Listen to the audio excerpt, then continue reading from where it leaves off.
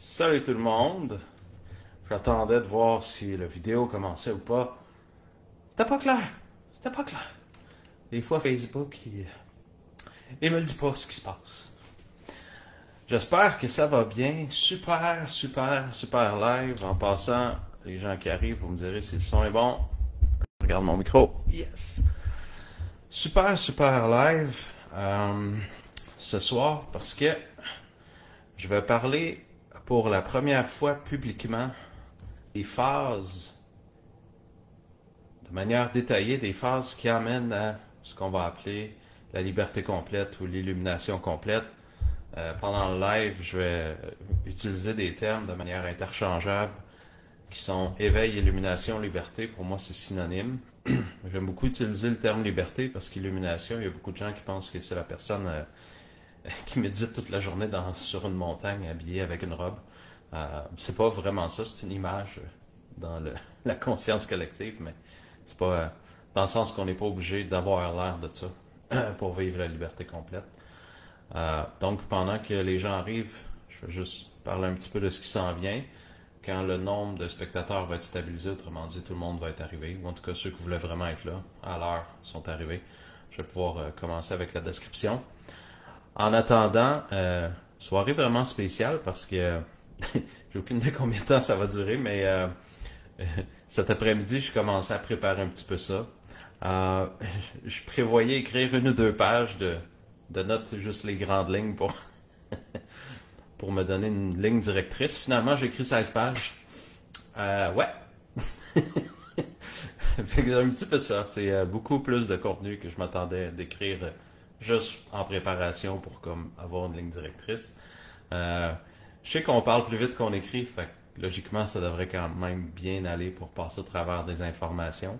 Mais c'est vraiment un sujet qui me tient à cœur. Un, parce que ce que j'appelle la liberté ou que la plupart des gens appellent l'éveil ou l'illumination, c'est un sujet méconnu. Il y a beaucoup d'images mentales, ésotériques et très peu d'informations concrètes à ce sujet-là. En plus, il y a beaucoup de gens qui affirment être illuminés ou qui croient que d'autres sont illuminés quand la plupart des gens sont à peu près à 60-70% de la liberté complète sans s'en rendre compte, parce que si on ne connaît pas les autres phases, ben, on ne peut pas le savoir.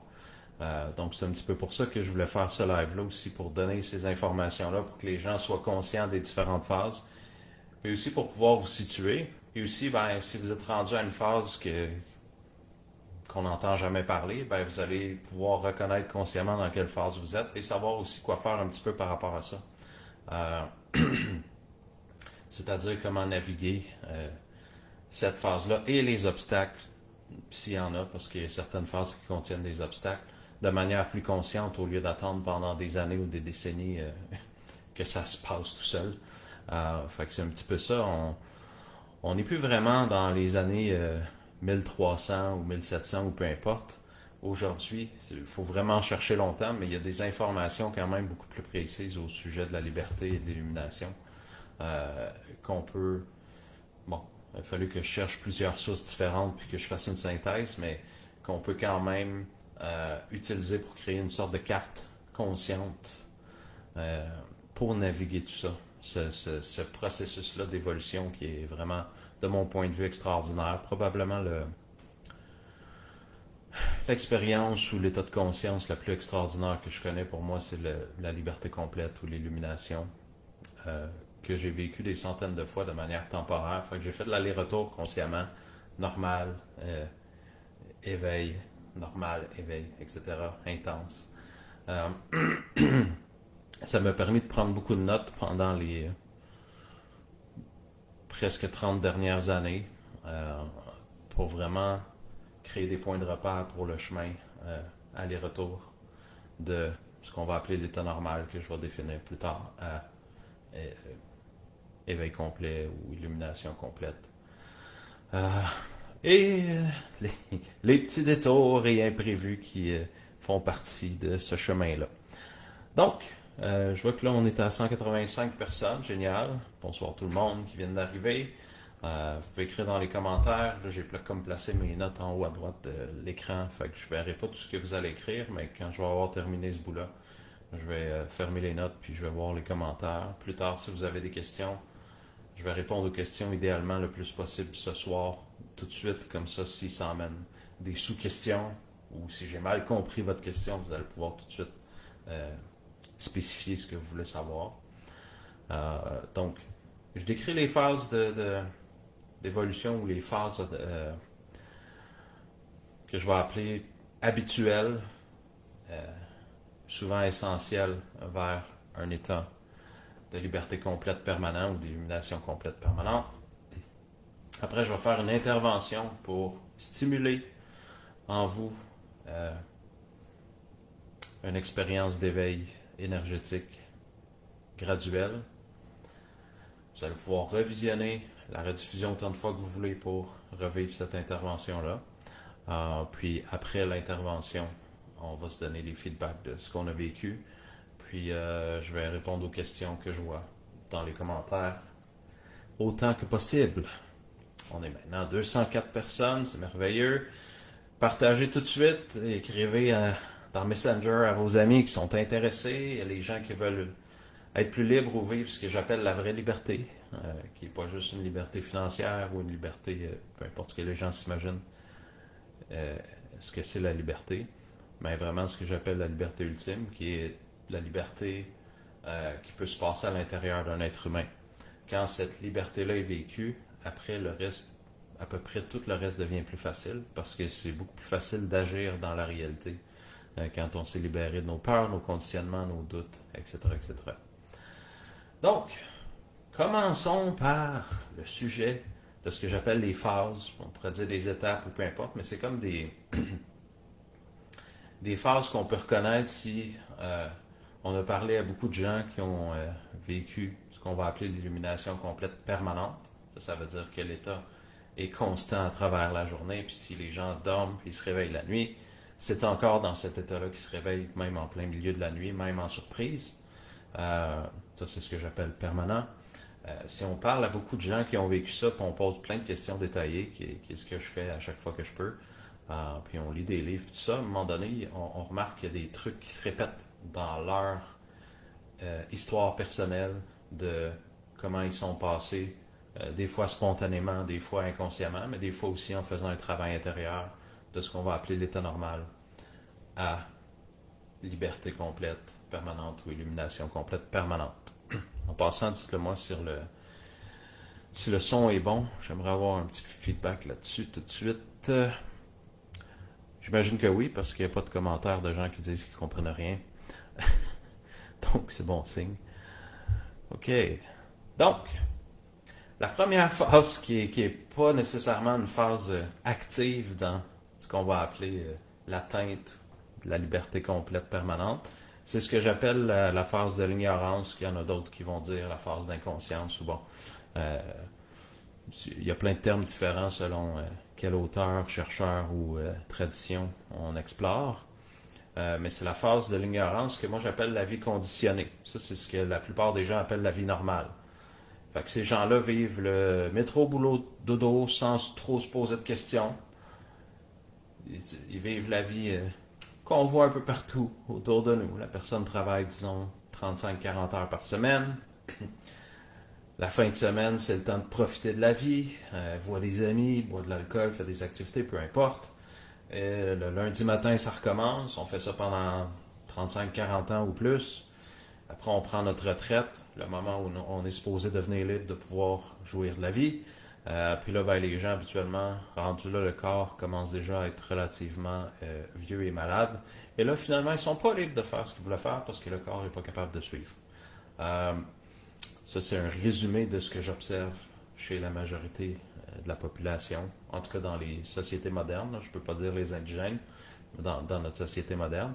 Puis si on résumait le feeling en mots de ces gens-là, ils diraient juste c'est comme ça, ils ressentent, c'est comme ça, c'est ça la vie. Ben c'est juste ça la vie. On va à l'école, pour avoir des bonnes notes, pour avoir un bon travail, pour s'assurer notre sécurité financière, pour faire vivre notre famille, puis après on peut prendre notre retraite, puis profiter de la vie, puis mourir. C'est comme le le programme ou la mentalité ou le conditionnement le plus répandu.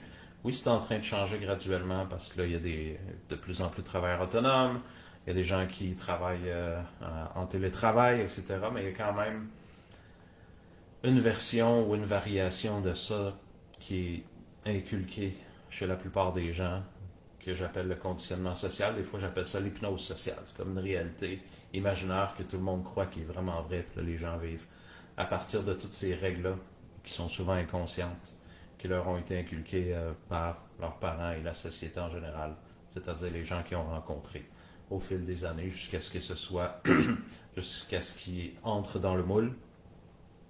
Puis c'est ça leur vie, puis la plupart des gens, en fait, une grande partie de l'humanité va vivre comme ça et mourir comme ça. Ils n'auront pas vécu quelque chose de différent ou de plus grand que ce que je viens de décrire, qui est la phase 1, la phase de l'ignorance, de la vie conditionnée. La deuxième phase qui emmène vers éventuellement la liberté complète ou l'illumination complète, c'est que ça, c'est un pourcentage de la population, c'est pas 100%, mais c'est un pourcentage de la population qui s'en va en grandissant, qui vit la deuxième phase. C'est les gens qui, soit à l'intérieur d'eux-mêmes ou en regardant ce que les autres font et vivent, ils réalisent qu'il y a plus, qu'ils pourraient vivre plus que ce qu'ils vivent présentement ou une meilleure vie ou peu importe, dans le sens qu'ils réalisent qu'il y a d'autres possibilités. Ils vont dire, ah, il existe plus que ce que je pensais. Là, déjà, on commence à ouvrir un petit peu le moule, le conditionnement social.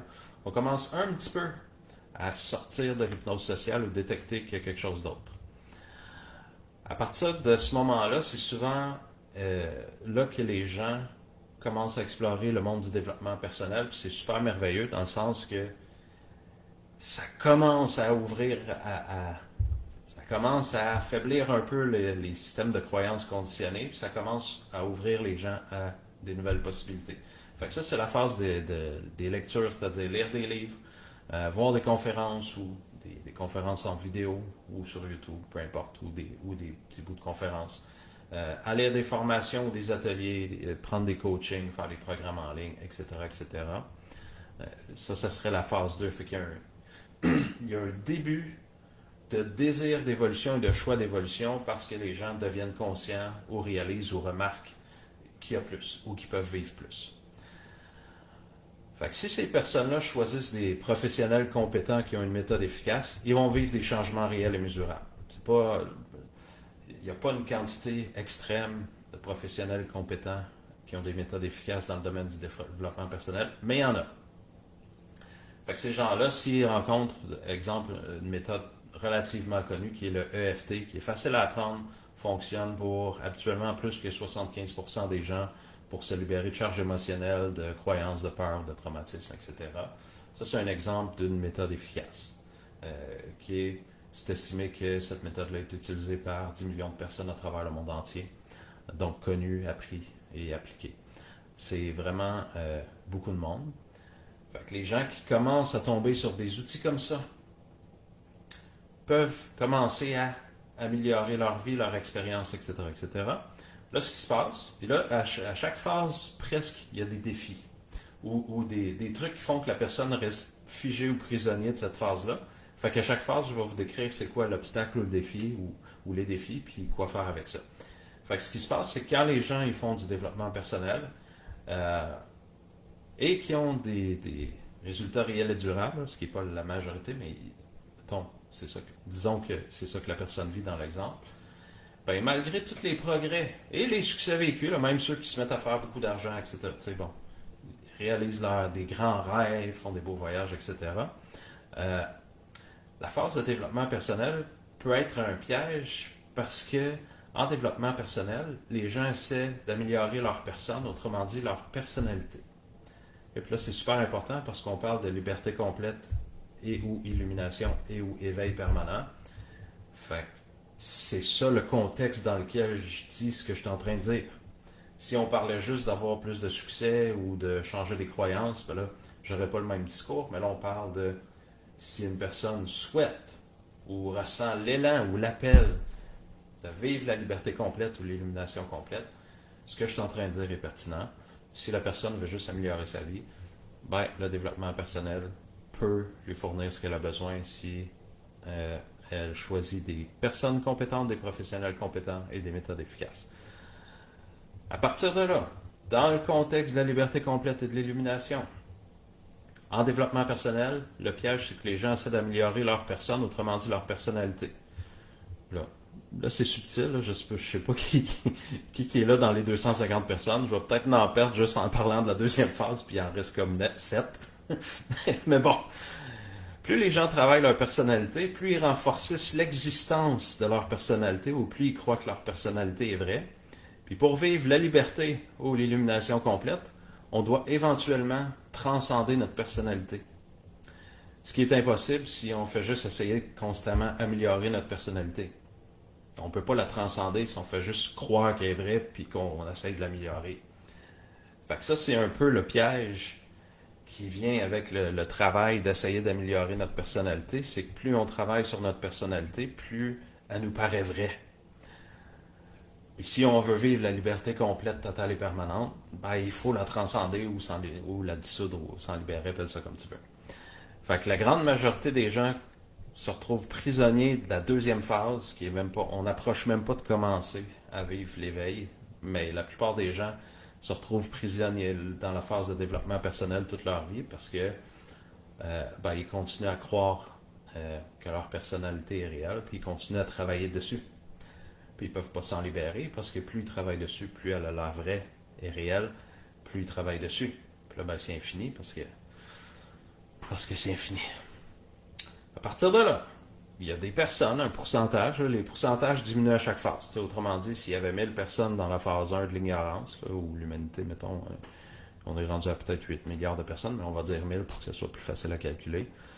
Ben, il y en a peut-être entre 150 et 300 qui vont aller dans la phase 2. C'est-à-dire qu'ils vont réaliser qu'il y a plus que métro, boulot, dodo, puis qu'ils vont avoir envie de faire quelque chose pour changer ça.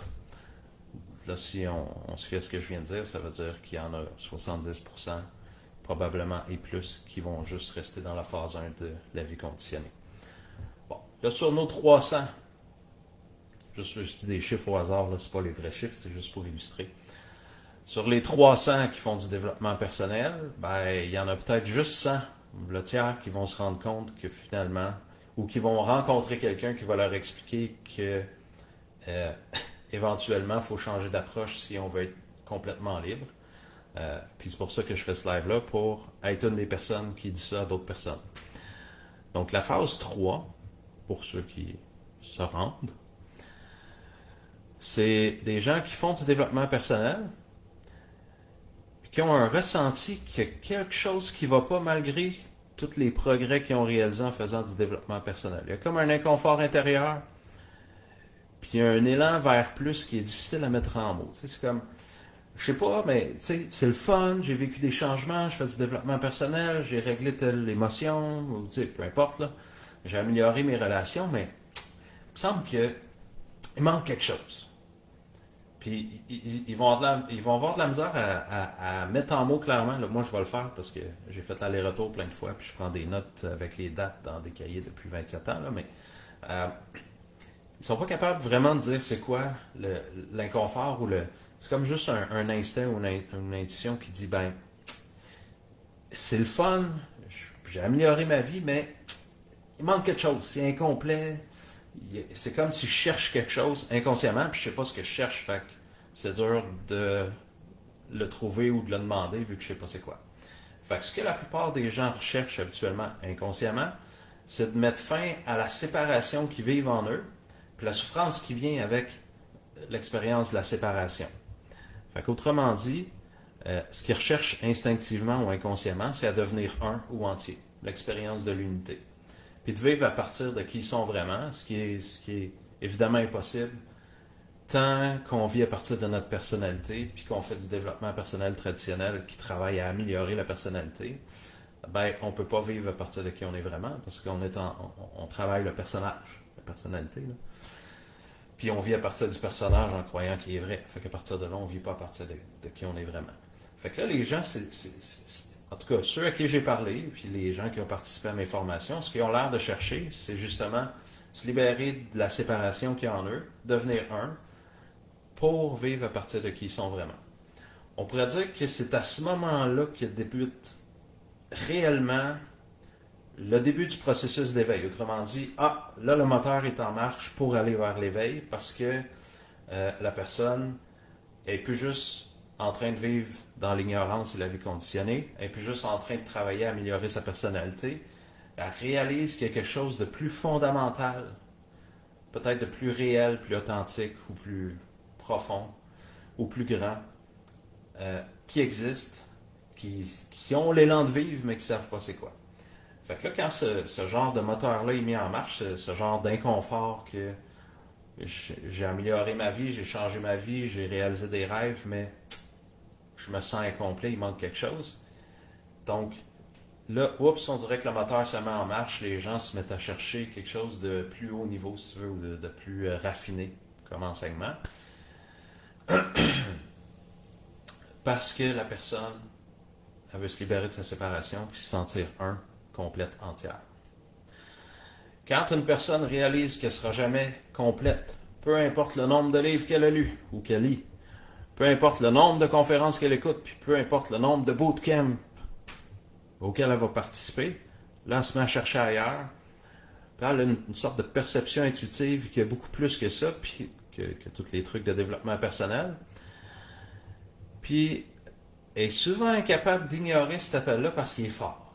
C'est comme un élan de vrai puis d'unité, puis il revient régulièrement. Tu sais, c'est comme, même si on essaye de l'engourdir avec les trucs habituels, tu sais, je regarde la télé ou je regarde des vidéos sur les réseaux sociaux ou peu importe, je mange trop pour m'engourdir. Dès que je suis désengourdi, on dirait qu'il y a cet élan-là, cet appel-là de vrai ou d'unité qui revient. Puis c'est ça que j'appelle le moteur qui est assez puissant pour me faire continuer à avancer dans les prochaines étapes. Fait que c'est souvent à ce moment-là que les gens se mettent à étudier plus sérieusement la spiritualité, se mettent peut-être à méditer et remettent en question leur conditionnement, des trucs qu'ils n'avaient jamais remis en question avant, dans leur fonctionnement, dans leur vie, etc. Ils se mettent à se poser des questions plus profondes. Puis là, encore une fois, on pourrait appeler ça la première phase réelle vers la liberté complète ou l'illumination complète, parce qu'à cette étape-là, il y a une transition du point de départ qui était d'essayer d'améliorer la personnalité pour aller vers quelque chose qui est découvrir et vivre à partir de qui nous sommes vraiment, notre être authentique. Là, j'utilise des mots du mieux que je peux pour mettre ça en français. Ça serait ça un peu, cette phase-là. Puis là, il y a beaucoup de gens qui vont rester là dans cette phase-là, pendant très longtemps, juste par manque d'outils efficaces ou par manque d'une compréhension claire de la direction à prendre pour continuer à avancer vers la liberté ou l'illumination complète. Habituellement, ces gens-là vont visionner des vidéos de gens qui sont parfois authentiquement illuminés, parfois non authentiquement illuminés, ils vont lire des livres écrits par ces mêmes personnes-là. Puis ça va quand même les éduquer au sujet de l'illumination sans nécessairement qu'ils vivent l'expérience directe d'éveil ou de liberté ou d'illumination, mais au moins ça crée une sorte de perception consciente de connaissance que ce genre d'expérience-là existe, puis voici des exemples de ce qui est possible de vivre. Fait que, ok, tu sais, c'est comme tant que je sais pas que quelque chose existe, ben je peux pas vraiment le chercher ou aller dans la direction de cette chose-là parce que je sais pas qu'elle existe. Donc là, les gens, à cause qu'ils sentaient que c'était incomplet le développement personnel ou qu'ils étaient insatisfaits dans le sens qu'ils ont vécu des changements, mais ils ressentent qu'il manque quelque chose. Ben là, dans la troisième phase, vers l'illumination, ils découvrent qu'il existe quelque chose d'autre. Puis là, ils peuvent commencer à mettre des mots là-dessus. Ils peuvent appeler ça illumination, éveil, liberté, vivre à partir de leur être. Le mot n'est pas important. Mais là, ça commence à exister pour eux, dans leur conscience, dans leur imagination. Ça fait comme, il existe ce truc-là, que certains appellent l'illumination. Il y a une nouvelle possibilité qui se met à exister ou qui s'ouvre à eux. À partir de là, habituellement, ça nous emmène à la quatrième phase. Fait que là, si on était à 100 personnes, si on avait 1000 personnes dans la phase d'ignorance, là, ça c'est toute l'humanité. Après ça, on a 300 qui font du développement personnel parce qu'ils regardent autour d'eux puis ils voient qu'il y a d'autres personnes plus heureuses, plus en santé, qui réalisent leurs rêves puis ils se rendent compte qu'ils peuvent vivre plus. Après ça, il y en a qui se rendent compte que le développement personnel, même s'ils en ont fait beaucoup, ils sentent qu'il manque quelque chose. ils se mettent à explorer plus loin, ils découvrent le sujet de l'éveil, l'illumination. S'ils ont la chance de trouver des outils efficaces ou des gens compétents qui ont été plus loin que la troisième phase, ben là, ils peuvent passer à la phase 4. Là, sur les 100 qui restent, on est peut-être à 30 à 50 personnes. Fait un plus petit pourcentage. Rendu à la phase 4. Puis là, c'est moi qui ai mis des chiffres. Là, j'aurais pu séparer en 15 phases ou écraser ça en 5 phases, c'est pas important. C'est juste pour que vous réalisiez que dans n'importe quelle transformation, habituellement, il y a certaines étapes qui ne sont pas toujours exactement dans le même ordre. Puis des fois, il y a des gens qui sautent par-dessus une étape, puis ça fonctionne quand même, mais habituellement, il y a des étapes. T'sais, si je veux perdre du poids, ben éventuellement, probablement que je vais devoir changer mon alimentation, puis probablement, éventuellement, faire de l'exercice plus que ce que je fais là. Fait que ça, c'est comme 2 phases ou 2 étapes importantes pour la perte de poids, comparé à ce que je fais présentement. C'est la même chose pour la liberté complète ou l'illumination. Il y a des éléments qui doivent être en place, qui doivent être vécus pour que le prochain élément de l'expérience plus développé puisse exister. Fait que moi, je vous décris, voici le premier élément pas développé, l'autre un petit peu plus développé, puis celui-là, il mène à l'autre plus développé, puis on s'en va toujours vers des phases de plus en plus évoluées et développées de la liberté complète. Fait que la 4e phase, c'est les personnes sont habituellement tombées sur un ou plusieurs outils efficaces pour se libérer de leur conditionnement, puis sont déjà plus libres, c'est-à-dire sont plus libres qu'avant d'avoir découvert et appliqué ces outils-là. Ils réalisent de plus en plus clairement et consciemment que leurs perceptions et leurs croyances ne sont pas la réalité absolue, c'est pas un fait, c'est comme ce que je pense dans ma tête n'est pas un fait, puis qu'en fait, il y a beaucoup de choses qu'elles croyaient être vraies, qui étaient en fait juste des pensées et des croyances. Ça, c'est un bout hyper important. Tant que les gens n'ont pas pris conscience et réalisé clairement que ce qu'ils croient être vrai, c'est pas la réalité ou la vérité absolue, c'est difficile de se sortir de nos conditionnements parce que, on se croit. T'sais, ce qui se passe dans ma tête, c'est vrai. Tant que je me crois, je suis prisonnier de toutes ces pensées-là et de ces croyances-là. Fait que cette réalisation-là, c'est vraiment je vais appeler ça un pivot important ou un moment important dans le processus vers la liberté ou l'illumination. Cette réalisation-là, que les croyances et les perceptions ne sont pas la réalité absolue, leur permet d'être de plus en plus conscients de leurs propres pensées et croyances, puis de s'en libérer. Autrement dit, quand je réalise que ce qui se passe dans ma tête ou dans mon corps, c'est pas la vérité absolue, je peux être présent et attentif, remarquer ça, noter mes pensées et croyances et commencer à m'en libérer. Ce qu'une personne qui vit dans l'ignorance ou dans l'hypnose sociale ne peut pas faire. Parce qu'elle ne sait même pas que ça existe, et elle ne sait pas que c'est possible. Fait que ces personnes-là ont souvent eu des expériences de liberté ou d'illumination plus ou moins intenses, même si c'était juste pendant quelques secondes, quelques minutes, quelques heures, des expériences temporaires. Puis, ce bout-là aussi est hyper important, on est à la 4e phase.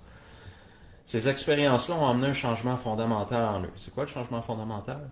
Puis là, tout ce que je vous décris, ça fait partie de mon expérience consciente que je note à travers les années, puis que j'ai pu vivre consciemment tout ça, parce que mon processus semble être très, très lent. En gros, ça me donne le temps d'écrire, puis de remarquer ce qui se passe. Mais là, pourquoi c'est fondamental, c'est que dès que les gens vivent en eux l'expérience directe d'une grande liberté ou d'un éveil ou d'un état d'éveil ou d'illumination, ils savent que ça existe. 2, ils savent qu'ils peuvent le vivre eux-mêmes. Parce que souvent, les gens ont la croyance, faut être chanceux ou spécial pour vivre l'illumination. Comme Eckhart Tolle, lui, il est spécial, oui, il est chanceux. Bon. Cette croyance-là, les empêche de faire des actions pour aller dans cette direction-là, parce qu'ils croient que c'est de la chance. Ou qu'il faut être spécial. Mais là, quand la personne a vécu en elle ce genre d'expérience-là, elle s'est sentie un avec tout, elle a senti un amour inconditionnel infini, elle a ressenti une paix invincible, inaltérable, super incroyable, imperturbable, ou peu importe ce que la personne a vécu comme expérience d'éveil temporaire. Là, elle a vécu en elle. Puis en le vivant, elle s'est rendue compte que cet état-là ou cette expérience-là était beaucoup plus saine et extraordinaire que son état normal de la vie, dans sa vie conditionnée. Puis là, dès cette expérience-là ou à ce moment-là, ces personnes-là deviennent habituellement beaucoup plus motivées à poursuivre leurs actions pour vivre la liberté ou l'illumination complète, Parce que là, ils savent ce que ça fait, parce qu'ils l'ont vécu. Fait que l'expérience directe, réelle de ça dans leur corps, à eux, dans le système nerveux, dans leur système nerveux, au lieu de juste lire une description dans un livre, emmène habituellement une grande motivation qui n'était pas aussi grande avant, parce que là, dès qu'on le vit, on dit « Ah ben, c'est tellement plus sain que comment je vivais avant, comment je fonctionnais, comment je me sentais, comment je pensais. C'est tellement mieux, c'est tellement plus extraordinaire. Je veux vivre ça tout le temps. Je veux que ce soit mon expérience quotidienne. » Fait que c'est souvent dans cette phase-là que les gens deviennent ce qu'on pourrait appeler des pratiquants engagés. Qu'est-ce que ça veut dire? Ben, ils se mettent à être beaucoup plus proactifs dans leur pratique spirituelle, ils font les exercices plus régulièrement, ils sont plus disciplinés, entre guillemets, ou plus constants dans leur pratique, puis ils ont plus envie de la faire, la pratique, parce qu'ils ont cet élan-là très très fort d'aller vers la liberté complète et l'unité. Autrement dit, parce qu'ils ont vécu ce que ça faisait, ils sont plus intéressés ou sont même repoussés par l'état de séparation, de souffrance, etc. Donc, il y a comme une grosse motivation qui s'installe, les gens ont tendance à pratiquer beaucoup plus. Ils vont être genre à aller faire des retraites silencieuses qui pourraient durer jusqu'à plusieurs semaines. Ils vont être beaucoup plus sans peur dans leur test de processus spirituel. Ça veut dire qu'ils vont essayer des trucs qu'ils n'auraient peut-être pas osé essayer avant ou que la plupart des gens qui sont dans les phases précédentes n'essaieraient pas. Ils trouveraient ça trop spécial, trop flyé, trop bizarre, etc. Mais une personne qui est rendue avec un moteur aussi grand, parce qu'elle a vécu des expériences temporaires d'éveil, elle va les essayer, ces trucs-là. Elle va être prête à faire des trucs qui demandent un plus grand engagement. C'est pour ça que j'appelle ça des pratiquants plus engagés. Fait que les gens dans cette phase-là, ils ont tendance à vivre des allers-retours entre des états d'illumination temporaire puis des retours à leur état normal conditionné, ce que j'appelle les montagnes russes spirituelles, qui peut être très désagréable parce que comparé à des états d'illumination, notre état normal conditionné peut sembler vraiment, vraiment merdique ou poche, comme on dirait en québécois. Puis encore une fois, il y a beaucoup de gens qui restent pris dans cette phase-là juste par manque d'outils efficaces ou par manque de compréhension du processus d'illumination complète ou les deux. Ça veut dire ils ne savent pas qu'il y a d'autres phases puis ils ne savent pas comment accéder ou avancer dans la direction des autres phases. Fait que dans cette phase-là, la quatrième, les gens ont encore la perception qu'ils existent dans le sens qu'ils sont qui ont le ressenti que c'est eux qui passent à l'action, qui vivent leur vie. Autrement dit, ils sont encore en train de vivre à partir de leur personnalité. Fait que même s'ils ont vécu des expériences d'éveil ou d'illumination temporaire, ils retournent. Si on leur demande la plupart du temps au quotidien comment tu te sens, est-ce que tu ressens que c'est toi qui agis ou qui fait les actions, ils vont dire oui. Fait que certains diraient, certains illuminés ou certains auteurs ou traditions, diraient que ces gens-là ressentent encore qu'ils sont les faiseurs. Là, ça peut sonner bizarre pour les gens qui n'ont jamais entendu parler de ça ou qui n'ont jamais exploré le sujet de l'illumination. Je vais expliquer ça en langage le plus simple possible, mais c'est de l'information hyper importante parce que ce petit bout-là que je suis en train de décrire, c'est le critère pour savoir si la personne est vraiment dans un état de liberté ou d'illumination authentique ou si elle a juste vécu des illuminations temporaires puis qu'elle soit illuminée. Puis c'est bon de savoir la différence. Fait que ce point-là, il est vraiment important. C'est vraiment la différence entre la libération du faiseur, si vous voulez, qui emmène éventuellement la liberté complète ou l'illumination complète et permanente. Qu'est-ce que la plupart des gens veulent après qu'ils ont goûté? Fait qu'aux yeux de la population générale, les personnes qui font des allers-retours dans des états d'illumination, aux yeux des gens qui sont dans les phases précédentes, ils pourraient croire que les gens dans la phase 4, quatrième phase, sont illuminés. On est juste à la phase 4 sur 9, mais c'est pas grave. Tant qu'on ne connaît pas le reste, on y va avec ce qu'on connaît et ce qu'on sait. Ou ils pourraient eux-mêmes se proclamer illuminés, ceux qui sont dans la phase 4, parce qu'ils ont touché plusieurs fois des états d'illumination, puis qu'ils peuvent vivre plus de synchronicité dans leur vie, de miracles, avoir une meilleure intuition, puis les autres pourraient ressentir une qualité spéciale dans leur énergie, en leur présence. Fait que, tu sais, des gens qui ont vécu plusieurs états d'éveil ou d'illumination, souvent ça crée des changements dans leur être et dans leur corps, quand même s'ils ne sont pas restés dans l'illumination permanente, qui fait que quand on est à côté d'eux, comparé à d'autres personnes qu'on va appeler encore normales conditionnées, on ressent qu'il y a une différence, il y a une différence qualitative dans leur être ou dans leur état, même si on ne sait pas c'est quoi. Puis ça fait que même d'autres personnes pourraient dire qu'ils sont illuminés. Comme moi, il y a plein de gens qui m'ont dit que je l'étais, puis moi je sais que je suis pas rendu dans l'état d'illumination permanente ou complète et permanente. Parce que je connais tout ce que je suis en train de vous expliquer. Puis c'est le fun, ça m'aide parce que je tombe pas dans le piège de me croire que je suis illuminé. Puis là, je fais ah, moi je suis illuminé. Puis là, je vous raconte ça parce que plus loin, c'est un des plus gros pièges qui fait que les gens ne se rendent pas au bout du processus. C'est qu'ils se croient illuminés quand ils ne sont pas. Puis là, ils arrêtent d'évoluer à ce moment-là. Fait que ces gens-là, qui sont dans cette phase-là, qu'il y a des allers-retours entre des états d'illumination et des états de normal conditionnés, ils ne sont pas considérés illuminés ou authentiquement illuminés par aucune des traditions spirituelles classiques parce que leur état d'illumination n'est pas intégré puis il n'est pas stable. Puis ils ressentent encore qu'ils sont la personne qui fait les actions dans leur vie, autrement ils sont encore dans le faiseur, ils vivent encore à partir de la personnalité. Fait que dans toutes les traditions spirituelles traditionnelles qui visent l'illumination, les personnes dans la 4e phase ne sont pas considérées comme illuminées, mais les gens qui ne connaissent pas ça, si la personne a moindrement du charisme, une belle énergie, puis qu'elle a vécu plein d'expériences d'éveil, elle peut affirmer qui veut l'entendre qu'elle est illuminée, ou le sous-entendre dans sa communication, puis les autres vont croire que c'est vrai, parce qu'ils ne connaissent pas ça, les phases, puis ils ne connaissent pas les critères. Là, il y a beaucoup de gens qui restent prisonniers dans cette phase-là parce qu'ils croient qu'ils sont illuminés, fait qu'ils ne vont pas plus loin dans leur processus. Parce que, je suis illuminé! Fait que là, à partir de là, ce qui arrive selon le profil psychologique de chacun, mais ceux qui ont un profil extraverti, qui aiment être avec le monde, puis qui se croient illuminés, qu'est-ce qu'ils vont faire? Souvent, ils vont organiser des retraites de méditation ou des retraites spirituelles ou des retraites silencieuses. Puis comme les participants leur font plein de compliments sur leur manière d'être ou leur énergie, ils croient encore plus qu'ils sont illuminés puis qu'ils ont complété leur illumination parce qu'ils reçoivent plein de compliments sur leur état et leur énergie. Fait que ça renforce la croyance qui les empêche d'aller plus loin, mais c'est pas grave.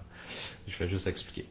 Puis là, quand les compliments et les commentaires positifs par rapport à leur état sont reçus, ça fait juste renforcer leur personnalité, puis ce qu'on appelle le fameux orgueil spirituel,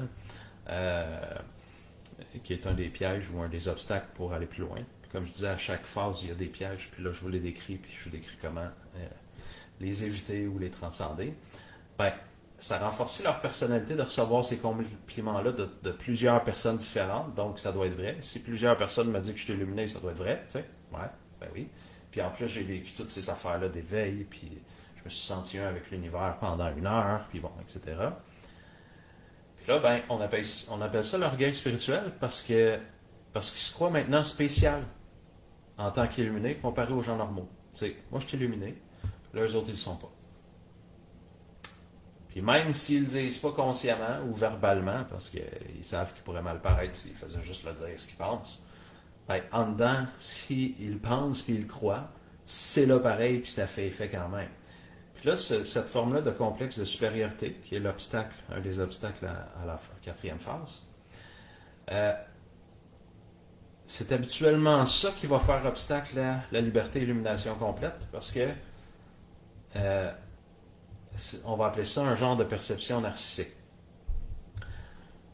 Puis selon un psychiatre qui a dédié sa vie à fusionner son étude de la psychologie et du développement spirituel, les tendances ou les perceptions narcissiques, c'est ça le plus grand obstacle à l'illumination complète et permanente, parce que tant que la personne elle considère qu'elle est spéciale ou qu'il y a quelqu'un ou qu'elle est importante, ou toutes ces choses-là, ça rend sa personnalité encore plus dominante, qui prend encore plus de place et qui a de l'air encore plus réel.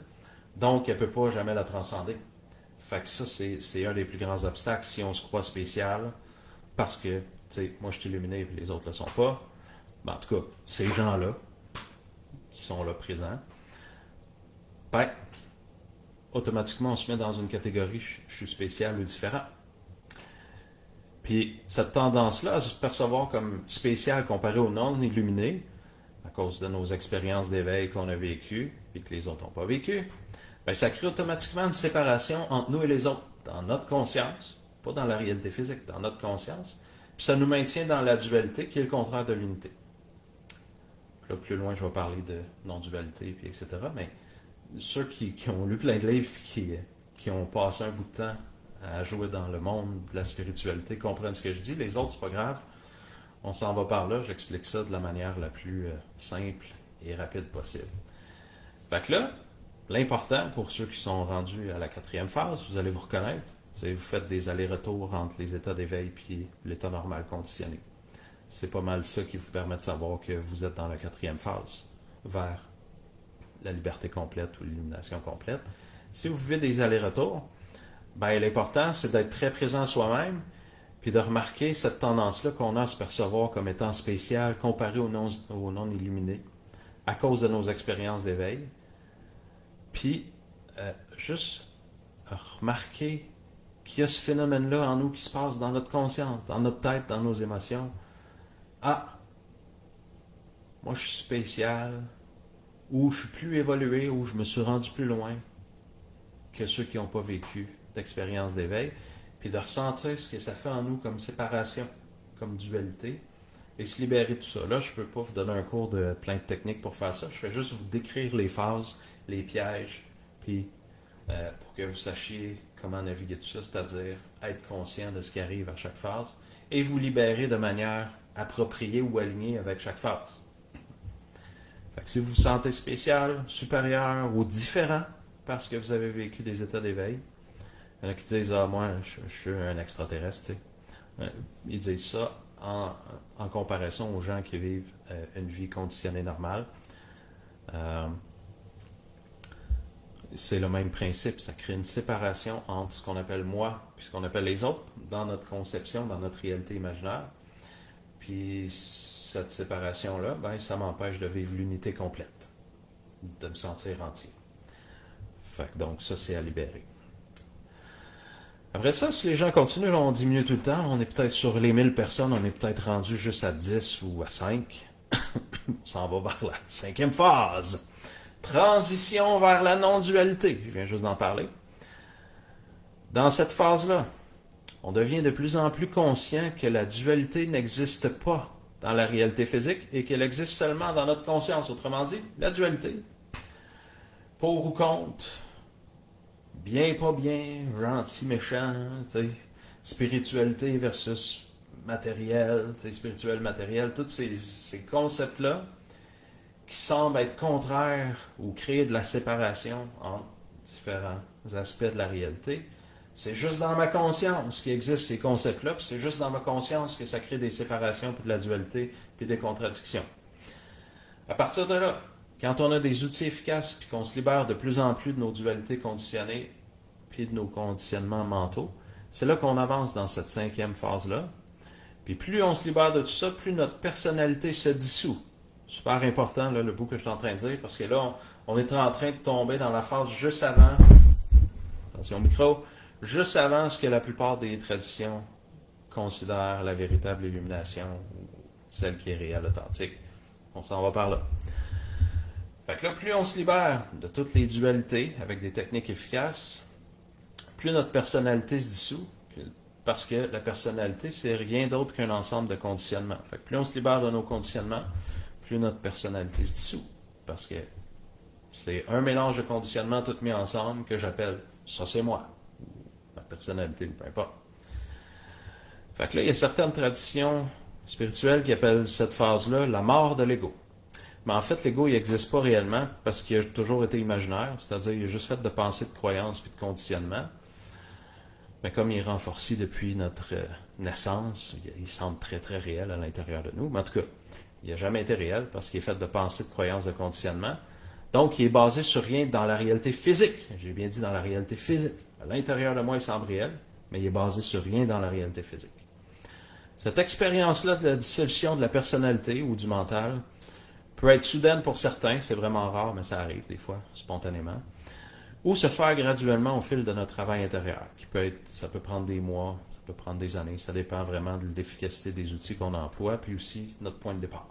Est-ce que je pars de vraiment loin? Est-ce que j'ai plein de traumatismes? Est-ce que je suis intensément conditionné? Ou est-ce que j'étais déjà relativement libre avant de m'engager dans ce processus-là? Ça va influencer la vitesse à laquelle je progresse. La plupart des gens qui vivent la dissolution de la personnalité vont vivre des moments où ils ont l'impression d'agir en tant que quelqu'un, autrement dit, je suis une personne en train d'agir. Puis d'autres moments pendant lesquels ils ont l'impression qu'il n'y a plus quelqu'un de personnel, autrement dit qu'il n'y a personne en eux, qu'il n'y a plus de personnalité limitée qui est en train d'agir. À ce moment-là, ils vont ressentir que tout se fait et se vit tout seul sans que la personnalité tente de tout contrôler, tout ce qui se passe, parce qu'elle n'est plus là. À ce moment-là, après ça, c'est une question de vocabulaire puis de culture, mais il y a certains qui vont dire que c'est la vie, la conscience pure ou Dieu ou l'infinité qui vit et qui agit à travers eux et qui parle à travers eux. Ils ne vont pas dire « je, moi, Alexandre ». Même les gens rendus là, des fois, ils parlent d'eux-mêmes à la troisième personne, justement parce qu'ils n'ont plus de personnalité conditionnée et ils ne la ressentent plus parce qu'elle a été dissoute. Fait que là, quand cette expérience-là devient permanente, il y a plusieurs traditions spirituelles qui considèrent que cette personne-là est illuminée parce que quand cette phase-là est complétée puis que l'état est permanent, bien, cette personne-là vit sincèrement dans un état de non-dualité ou dit différemment, elle vit dans un état d'unité. Fait qu'au lieu de vivre à partir d'une personnalité conditionnée, on pourrait dire qu'elle vit à partir de son être antique. Puis là, à ce moment-là, ben, quand elle vit comme ça, qui elle est réellement, selon encore les vocabulaires et les cultures, ben, c'est l'infinité, la conscience pure ou peu importe. Ben, à ce moment-là, c'est cette affaire-là qui agit à travers elle. Puis à ce moment-là, il n'y a plus de dualité. Parce que ben, pour qu'il y ait des dualités, ça prend un mental ou une personnalité. Fait que dès que ça s'est dissous, les dualités, s'il y a des résidus de conditionnement, soit qu'on les défait ou ça se défait tout seul. Fait que même si le fait de vivre la non-dualité de manière sincère et permanente, c'est un progrès gigantesque que la plupart des gens ne vivent pas, parce qu'ils ne savent même pas que ça existe, puis que ça fait disparaître une grande partie de la souffrance qui venait de la personnalité et des conditionnements, cet état-là, quand il est vécu assez longtemps, pour beaucoup de gens, devient, après quelques semaines ou quelques mois, ennuyant ou plat. J'ai pas dit plate, je pourrais dire plate en québécois, mais plat. C'est plat. Comme si ça manquait de vie, tout ça. Puis là, c'est dommage parce qu'il y a beaucoup de gens qui disent que c'est ça l'illumination réelle, complète. Puis là, ben, vu que c'est ça qui est écrit dans les livres, les gens arrêtent là. Ce qui implique que leur vie va être plate pendant le reste de leur vie s'ils restent là. Fait que c'est pas... ça serait pas mon premier choix. On peut s'arrêter à n'importe quelle phase. Celle-là serait pas mon premier choix. Tu sais, j'arrêterai à une autre phase, je vais dire laquelle plus tard. Mais c'est comme si ça manquait de vie, tout ça. Puis là, déjà, si j'ai l'impression que ça manque de vie puis que c'est ennuyant et plate, ou plat, bien, ça m'indique que le processus n'est pas complet. Parce qu'autrement, j'aurais pas l'impression qu'il manque quelque chose si mon illumination était complète. Autrement dit, j'aurais pas l'impression que ça manque de vie, mon expérience. Si mon expérience était complète, parce que quand elle est complète, il manque de rien. Incluant, il manque pas de vie. Là, j'ai l'impression que ça manque de vie, mon affaire, c'est plat. Okay? Donc déjà, j'ai un indice là, que c'est pas complet, là, parce que dès que j'ai l'impression, ou que je ressens, ou que je pense qu'il manque quelque chose, ben, le processus n'est pas complet, de toute évidence. Parce que j'ai l'impression qu'il manque quelque chose.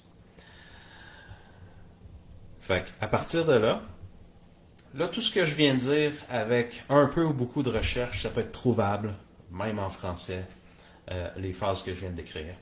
De plein de façons différentes, puis des fois décrites de manière plus séparée ou plus mis dans le même morceau. Bon, il y en a qui ont juste deux phases, ils ont ignorance, illumination. Voilà, vous savez les deux phases. c'est correct de l'expliquer de même, c'est juste un peu difficile, ça aide pas à mieux saisir les nuances du processus ou de l'expérience de se faire dire ça, mais bon, il y en a qui l'expliquent de même. Là, où on s'en va avec ça, parce qu'on est rendu comme au point de bascule, que je vais dire. Fait que la cinquième phase, c'est vraiment le point de bascule vers, on va appeler ça la première marche de l'illumination permanente. Puis après, ben, moi je dirais c'est les autres phases, c'est là que ça devient vraiment très très intéressant en termes d'expérience vécue. Autrement dit, ce que ça nous fait vivre. Fait que là, on arrive dans la sixième phase. Fait que si j'ai des outils efficaces, je les utilise, je me libère de mes dualités et de mes conditionnements et éventuellement, mon mental est déconditionné ou ma personnalité se dissout, ben là, je me sens plus séparé de rien parce que j'ai plus de séparation en moi, je me sens plus séparé de rien. quand je me sens plus séparé de rien, qu'est-ce qui se passe? On arrive à la 6e phase. J'appelle ça la grande unité universelle. Il y en a qui appellent ça la conscience cosmique. Il y a plein de noms, c'est pas important. Moi, j'essaie de donner un nom qui ressemble à ce qu'on vit quand on est rendu dans cette phase-là. Je choisis mes noms pour que ça ressemble à ce qu'on vit. Bon, c'est un peu ça, c'est un peu comme ça que je choisis. Fait que cette phase-là est probablement une des plus merveilleuses du processus d'illumination. Pour l'avoir vécu souvent, dans cette phase-là, dans cet état-là, on se sent sincèrement un avec tout. Ça veut dire, c'est pas je me dis, ah oui, c'est vrai, on est un avec tout, c'est comme une sorte de réflexion intellectuelle.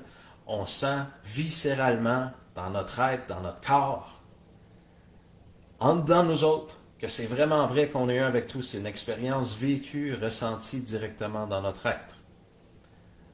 C'est important parce qu'il y a des gens qui peuvent parler d'illumination de manière intellectuelle à l'infini. Ils ont lu des livres, puis ça sonne super intelligent. Mais n'en parler puis le vivre, c'est pas la même chose. T'sais, on peut décrire le goût d'une tomate à quelqu'un pendant 5 ans, puis quand ils vont y goûter pour de vrai, ça se peut qu'ils nous disent « Ah, c'est pas ce que je m'imaginais le goût d'une tomate quand je t'écoutais me le décrire. » Pourquoi? Ben parce qu'ils comparent de l'information intellectuelle avec l'expérience réelle, directe dans la réalité de goûter une tomate. C'est la même chose avec la liberté et l'illumination. Quand les gens se sentent sincèrement un avec tout, souvent, ce que ça fait, c'est qu'ils se sentent très, très, très vivants. Il faut qu'on se sente très, très vivant, puis il y a comme une grande joie, puis il y a souvent même de l'extase.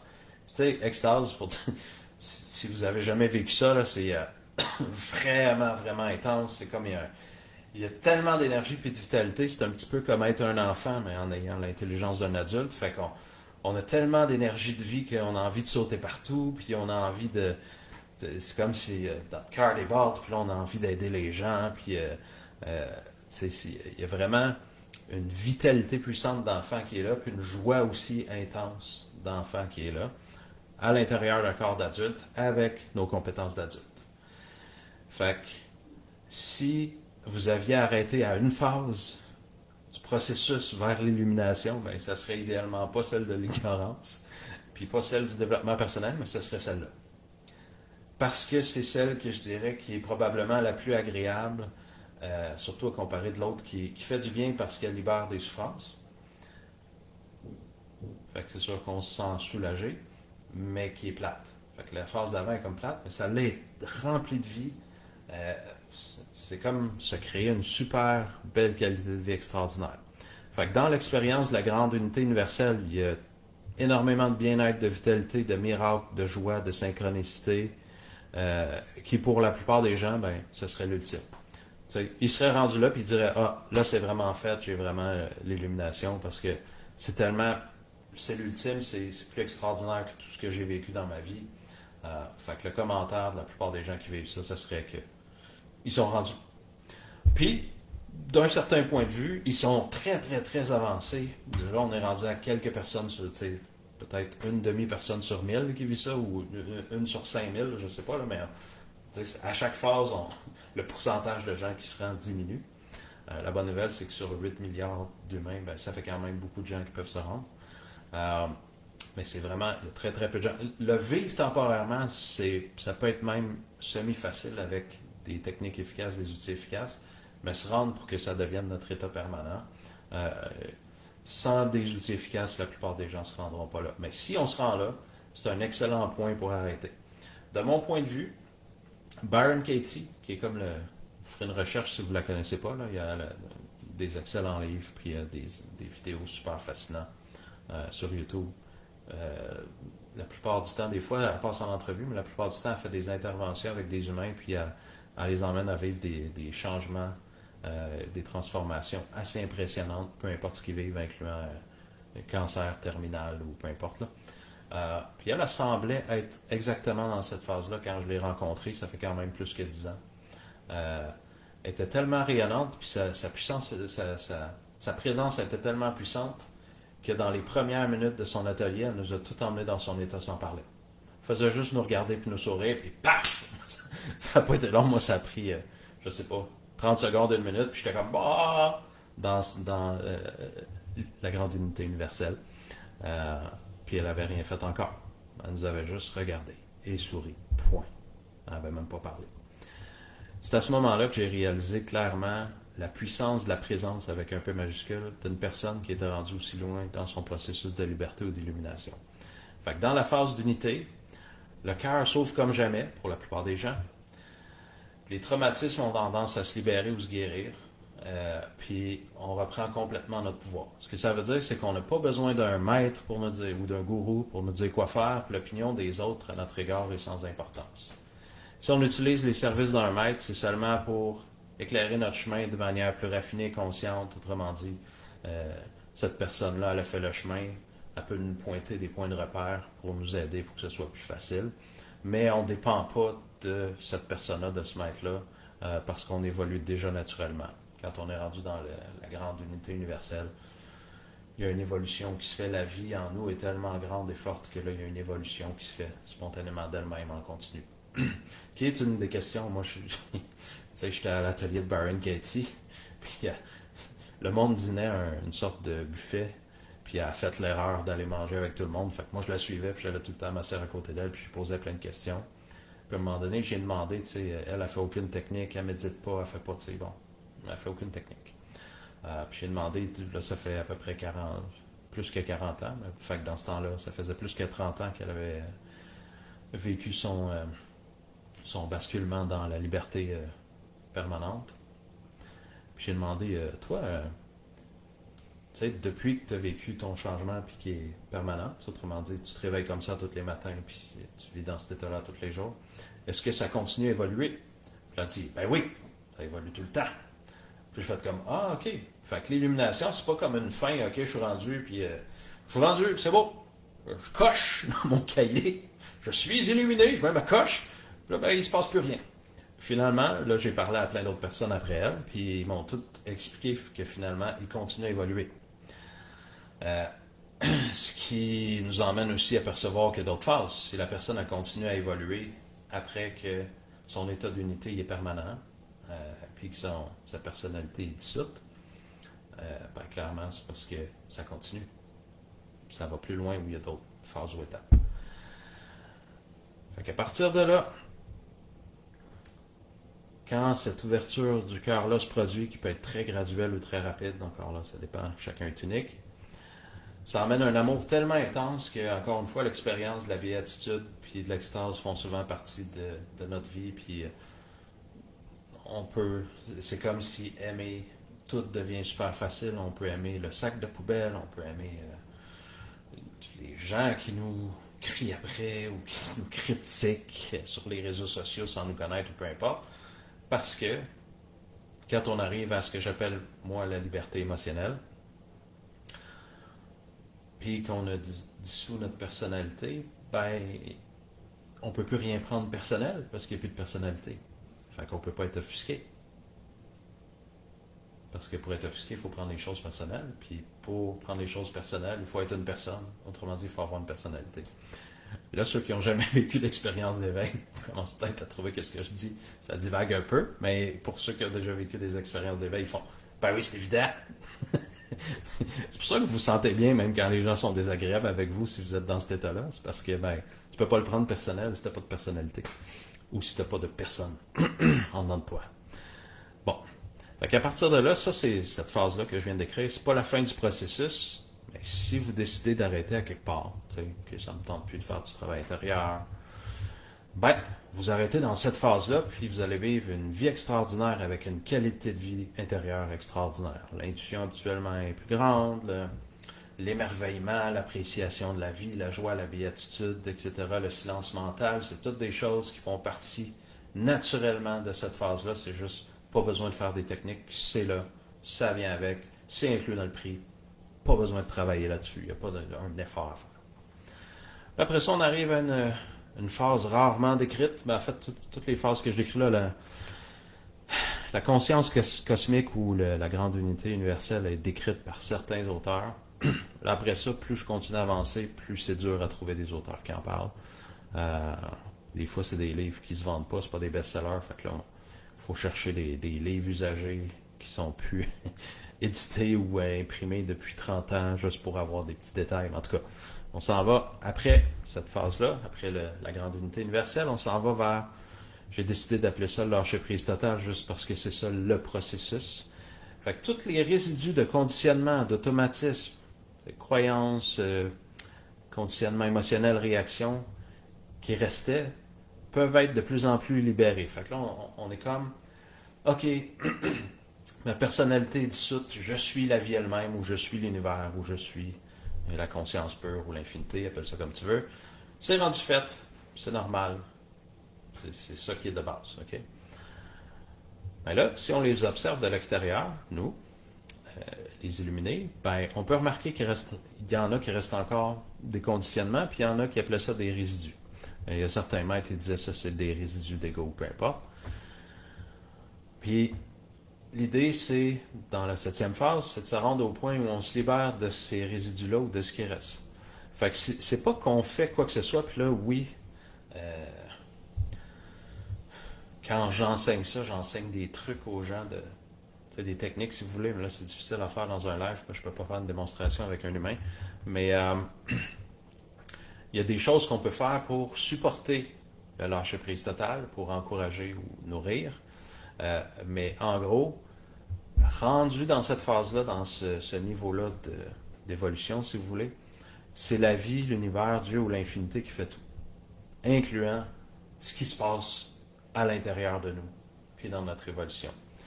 Fait que quand on fait ce lâcher-prise-là qui est entier total, on se met à vivre dans le flow de l'instant présent à chaque instant. Autrement dit, on se met à vivre en temps réel, puis on ressent sincèrement ou viscéralement que tout se fait sans effort. En fait, même forcer ou se forcer, ça n'existe plus. C'est comme pas quelque chose qu'on peut vivre. Fait que si on lève des poids et haltères, puis notre corps physique force, on va avoir l'impression que faire ça est sans effort quand même.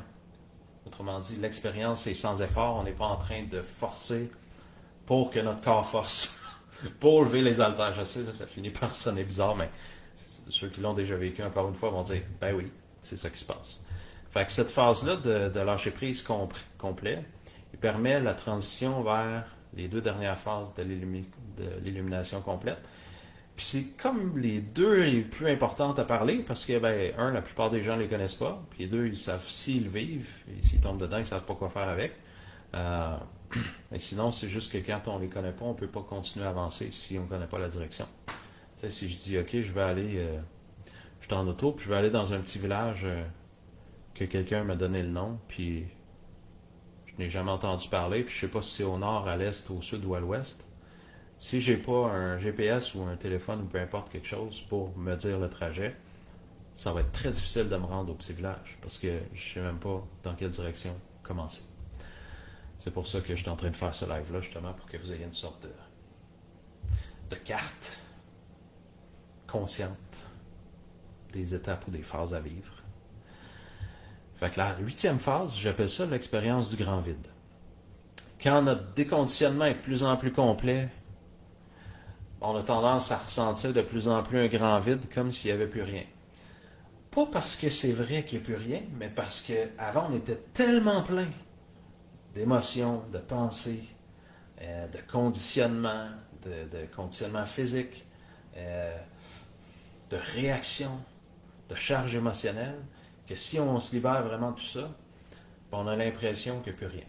Dans cette phase-là, les gens qui ne connaissent pas les phases consciemment, ils font juste le vivre sans faire exprès, ils se rendent là sans faire exprès, ben, ils vont avoir tendance à se retirer pour vivre en ermite, puis il y en a beaucoup qui croient que c'est ça l'illumination complète, mais cette croyance-là qu'il n'y a rien qui existe ou qu'il n'y a rien qui est vrai, elle demande d'être libérée pour pouvoir passer à la dernière phase de l'illumination, sinon, ben, on reste pris dans cette phase-là qui est à peu près aussi plate que la phase de non-dualité dans laquelle on sent qu'il manque de la vie. Ben celle-là, c'est comme si il y a des phases, on dirait, qui se répètent, mais sont juste plus intenses la fois d'après quand ça revient. Fait que ça serait comme la phase de non-dualité, version encore plus grande. Puis la dernière phase, ben, ça ressemble à la phase de l'unité universelle, mais encore, je vais dire peut-être pas plus grande, mais plus intégrée. Fait qu'à partir de là, si on fait juste rester dans cette phase-là du vide, qu'il n'y a rien qui existe, qu'il n'y a rien de vrai, puis tout ça, ben, notre vie peut sembler drabe. Je ne sais pas si ce mot-là existe en Europe, en tout cas. Ça veut dire encore plus comme... Si je résumais en une phrase, c'est ben, comme il n'y a rien de vrai, à quoi bon? À quoi bon faire quoi que ce soit? Fait que la personne se retire, puis elle est là dans son chalet ou dans peu importe, là, sa tente, son chalet, sa maison, sa caverne, puis elle fait rien, puis elle attend. Ben oui, parce qu'il n'y a rien de vrai. Fait qu'à quoi bon faire quoi que ce soit? Ça ressemble quasiment à de la dépression. En fait, il y a des gens illuminés, entre guillemets, qui sont dans des phases d'illumination, qui vivent clairement des symptômes de dépression parce qu'ils savent pas, ils sont convaincus qu'ils sont illuminés, fait qu'ils restent dans cet état-là plat. Puis là, ben, il n'y a pas de vie là-dedans, fait que c'est vraiment emmerdant ou ennuyant. Puis là, ben, ça ressemble à... Les caractéristiques de leur expérience, ça ressemble à de la dépression, mais sans la souffrance de tous les conditionnements mentaux et émotionnels qu'il y avait avant. Mais il y a quand même des caractéristiques qui ressemblent à de la dépression. Fait qu'idéalement, on ne veut pas juste rester là puis attendre puis croire que c'est ça l'illumination, parce que ben, ça va être grave. Fait que ça, vu que la personne est bien avancée dans son illumination, ben, elle se sent bien et contentée, mais elle ne se sent pas réalisée. C'est comme je ne me sens pas complètement réalisé. C'est ça le petit bout qui manque en fait. C'est de devenir réalisé. Fait que là, maintenant que vous savez ça, ben, si un jour vous mettez à vivre le grand vide, puis que vous ressentez que tout ce qui existait était juste rien, ben, vous savez que vous êtes dans cette phase-là, puis vous pouvez continuer votre processus, puis avancer, au lieu de rester pris là. Fait que quand on ne sait pas, ben, on peut rester figé dans le rien puis dans le vide à l'infini, ou pendant des années ou des décennies, mais quand on le sait, ben, on continue. Puis quand on continue, on s'en va à la 9e phase, dernière phase, puis là, comme je disais, c'est un choix arbitraire que j'ai mis ça en 9 phases, parce que je trouvais que chacune des phases était bien définie, facile à comprendre, claire. On aurait pu le mettre en 5 ou en 15 phases, pas important. Fait que là, à partir de la 9e phase, c'est on intègre notre nature véritable. Qui on est vraiment, ça s'intègre dans tout notre être, dans tout notre corps physique. Super important, dans tout notre corps physique, je veux leur dire, dans tout notre corps physique. Pourquoi c'est important? Parce que c'est la différence entre une personne qui a vécu des expériences d'éveil et qui comprend mentalement tout ce que je viens de dire, puis la personne qui le vit à chaque instant de chaque jour. La personne qui le vit à chaque instant de chaque jour, autrement dit, elle a un état permanent. C'est quoi la différence? Bien, elle, ses expériences d'éveil ont été intégrées dans son être et dans son corps physique et dans son système nerveux et dans son cerveau. En fait, l'intégration, c'est le bout le plus important de tout ça pour que ça devienne permanent, pour que les gens arrêtent de vivre les montagnes russes spirituelles ou émotionnelles, de passer de éveil, état d'éveil merveilleux, wow, béatitude à colère, peur, frustration, ouais, je stresse. Parce que vivre ça pendant 40 ans, ça peut être assez éreintant à la longue. Fait que la dernière phase, c'est l'intégration. Quand cette intégration-là est faite, puis encore une fois, ça peut se faire, pour certains, ça se fait très rapidement, pour d'autres, c'est très graduel. Byron Katie, elle, selon ce qu'elle a écrit, ça y a pris 7 ans à intégrer son état d'illumination complet. Fait qu'en gros, elle regardait le désert, elle sortait, elle s'assoyait, elle regardait le désert, puis son mental se déconstruisait spontanément. Puis ça se faisait tout seul, puis ça a pris 7 ans. C'est pas obligé de prendre 7 ans. Là encore une fois, j'ai fait beaucoup de recherches, puis j'ai parlé à beaucoup de gens, dont certains qui ont développé des techniques ou des outils efficaces. Puis quand on est proactif, c'est-à-dire qu'on fait des actions dans la réalité intérieure ou dans la réalité physique pour avancer dans notre liberté, notre illumination, notre éveil, ça peut aller plus vite que 7 ans. Elle n'a rien fait, elle a juste attendu parce qu'elle ne savait même pas ce qui se passait à l'époque. Elle a juste vécu ce qu'on va appeler un éveil spontané. Fait qu'elle ne pouvait pas nécessairement faire quoi que ce soit, elle ne savait même pas ce qui se passait. Fait qu'à partir de là, quand c'est intégré, on vit à partir de qui on est vraiment, sans effort, sans technique, sans méditation. On n'a pas besoin de méditer pour se sentir centré. Tout ça, ça semble ridicule du point de vue de quelqu'un qui est dans un état de liberté complète et permanente. Ça semble ridicule de devoir faire une technique pour se centrer parce que c'est tout le temps comme ça. C'est juste l'état de base. On se réveille de même, on mange de même, on prend notre douche comme ça, on se brosse les dents comme ça, on s'endort comme ça, on se réveille la nuit comme ça. C'est juste ça qui existe quand c'est intégré. Tout ce qu'on fait est sans effort, incluant l'expérience de forcer, parce qu'on vit sincèrement que la vie ou Dieu ou l'infinité agit constamment à travers nous. Puis de toute façon, le nous n'existe plus, le je, le moi, n'existe plus. Fait que je peux pas forcer ou faire un effort, ou me forcer, parce que le je n'est plus là. Encore là, c'est dur à imaginer quand on l'a pas vécu, mais c'est quand même ça qui se passe. Fait que là, on vit maintenant dans ce que moi j'appelle l'identité transcendante, parce que notre identité limitée, notre personnalité, je m'appelle Alexandre Nadeau, je suis en train de faire un live, je suis né à Sainte-Mélanie, j'ai été à la polyvalente L'Érablière, puis j'ai posé du pavé uni, puis bon, toute mon histoire, là. Quand je suis libéré de mon identité limitée, puis qu'elle n'existe plus, j'ai accès à ce que moi j'ai décidé d'appeler l'identité transcendante, c'est-à-dire je suis tout, je suis l'infinité, je suis la vie. Là, il y en a qui peuvent avoir peur de ce que je suis en train de dire, juste parce que j'ai parlé de ça avec plein de monde, puis il y a les mêmes réactions qui reviennent souvent. Il y en a qui disent, ouais, mais j'ai peur de ne plus exister ou j'ai peur de mourir. Pas mourir physiquement, mais tu sais, moi. Ben, c'est parce que l'affaire qu'on transcende n'a jamais été vraie. C'est des conditionnements. Qui que t'es vraiment, c'est l'enfant que tu étais à 2-3 ans avant d'être conditionné. Puis ça a toujours été là. C'est juste qu'on ne le ressentait plus, qu'on ne le vivait plus, parce qu'il y avait plein de conditionnements qui étaient empilés par-dessus. Fait qu'on ne fait pas mourir rien. On enlève ce qui est artificiel, puis ce qui est naturel et véritable peut enfin être ressenti et vécu directement. Fait qu'il n'y a pas de raison d'avoir peur de cesser d'exister. C'est les conditionnements qui cessent d'exister et pas qui on est vraiment. Ça, c'est toujours là, puis ça a toujours été là depuis le début de notre existence. On perd rien à part des conditionnements quand on vit l'illumination. Juste pour rassurer les gens, parce qu'il y en a qui se font peur avec ça. Puis aussi, vous êtes quand même unique, je suis quand même unique, parce qu'on est une expression unique de la vie. Fait que quand on intègre l'illumination, on ne devient pas juste rien. On est une expression unique de la vie. Fait que un arbre est une expression unique de la vie, un oiseau est une expression unique de la vie, puis un cheval est une expression unique de la vie. Puis, même si tout ça est la vie avec un V majuscule, je suis très facilement capable de différencier un oiseau d'un cheval. Parce que les deux sont uniques, ou sont des expressions uniques de la vie. Fait qu'à partir de là, ils continuent à exister de manière unique, à s'exprimer de manière unique. La seule différence, c'est que les animaux n'ont pas une personnalité conditionnée, ce qui fait que la vie peut toujours agir à travers eux. La même chose pour les arbres et les plantes. Donc, c'est juste pour essayer de clarifier des petits trucs des fois.